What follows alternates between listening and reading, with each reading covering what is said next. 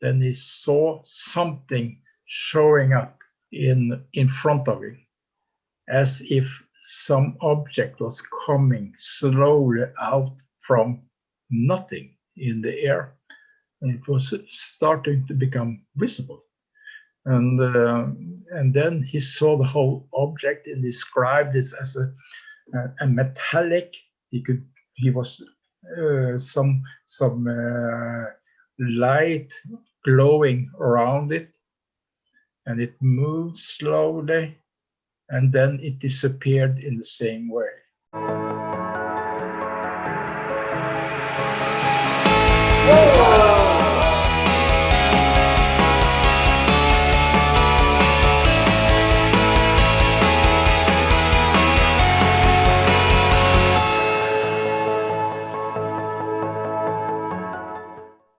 Professor Erling Strand, welcome to the show on Rob Freeman, UFO World Explorer.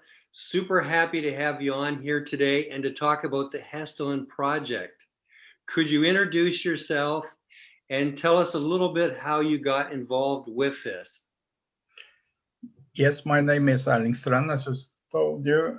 I'm now lecturing at Hessdalen University College. And that's my main topic.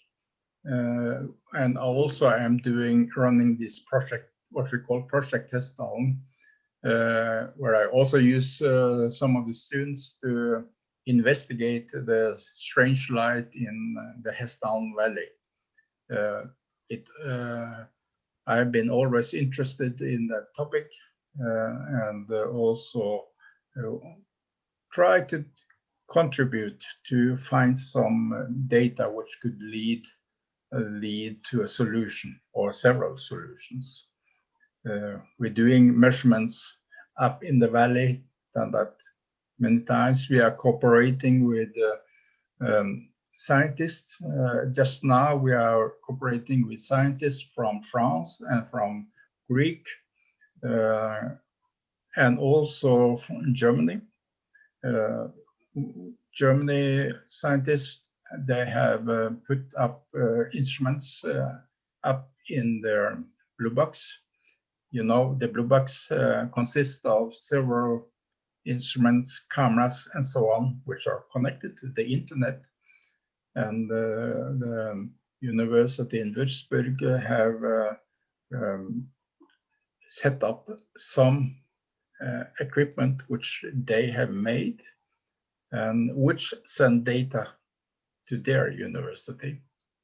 We have also had students from University of Bologna in Italy, which have had instruments up there.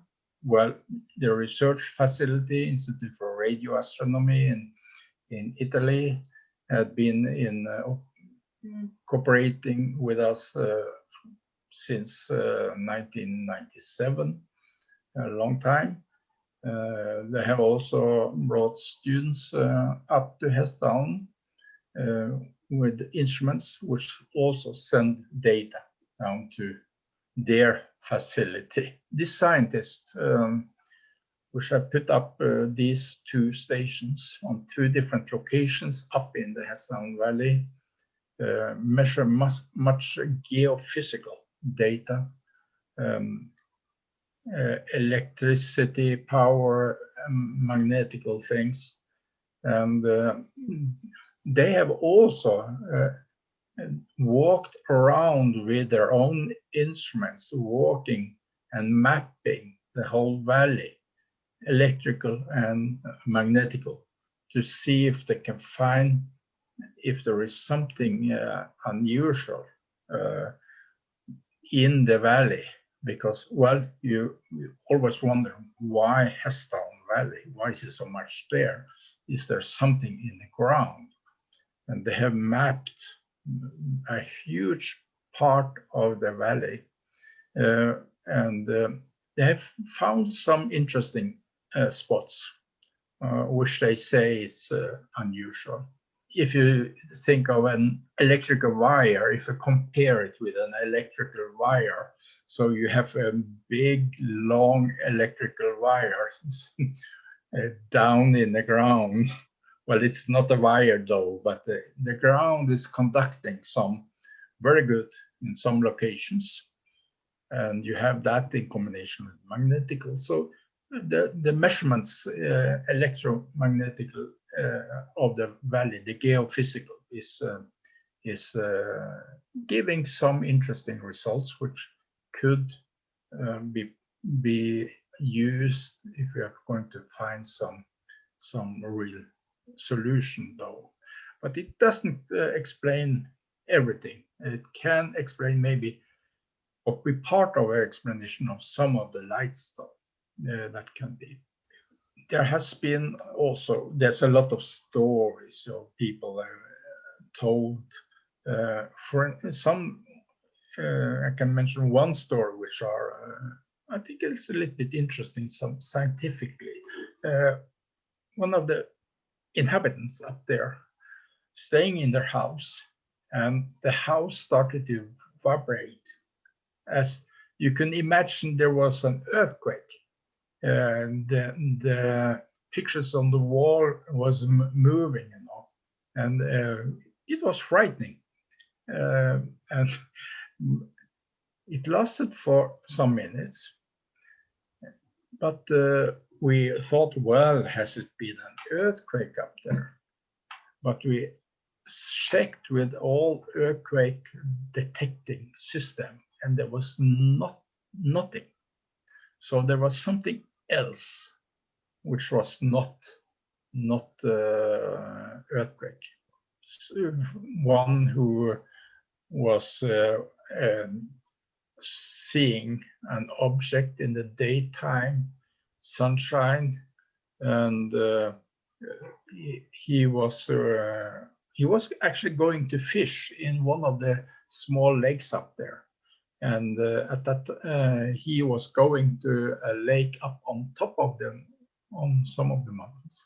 It was steep, so when he was up on the top, he rested before he went all the way to the lake. While he was sitting there resting with the sun in his back, sunshine, clear weather, then he saw something showing up in front of him, as if some object was coming slowly out from nothing in the air, and it was starting to become visible. And then he saw the whole object and described it as a metallic.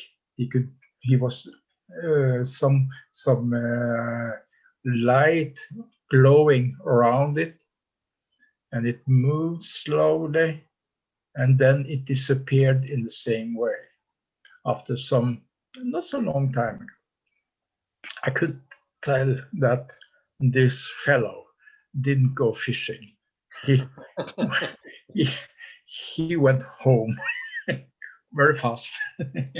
Well, that's also, and you have the other thing, which are quite similar in a way, that was also in very close to a house.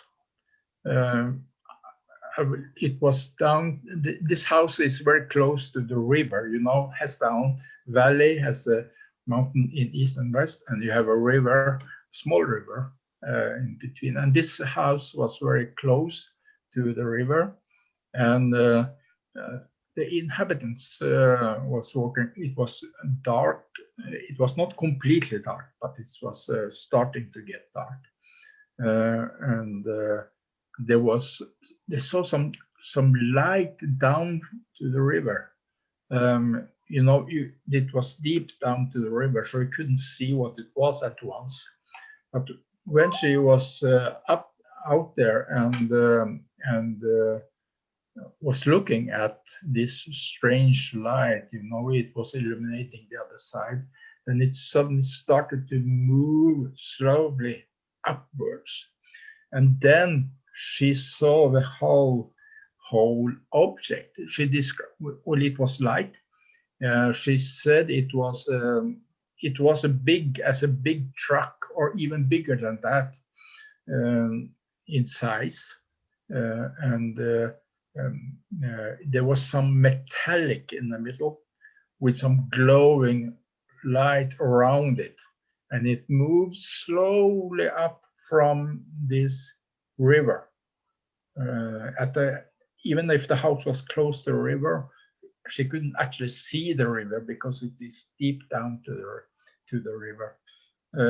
So it was moving up, and then she saw the whole object, and then it moved away.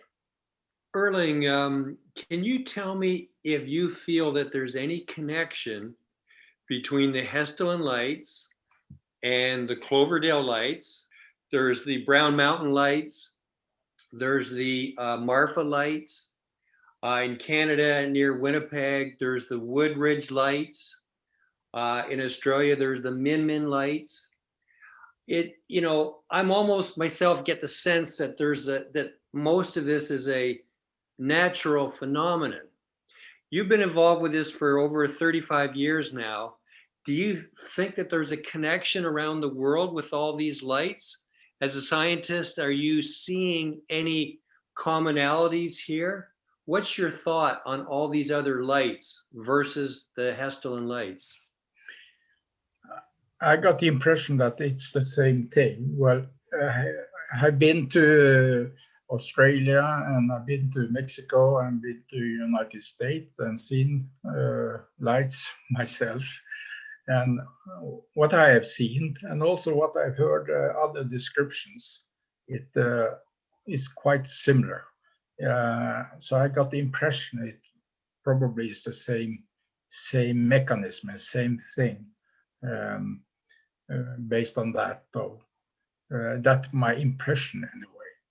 For instance, the big ball of light, when they look at this ball of light in the binocular, they sometimes have seen it consists of several balls of light moving around, making this big light.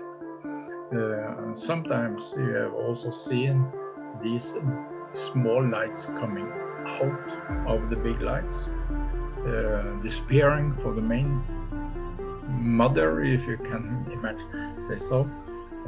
We have also similar going into the big lights.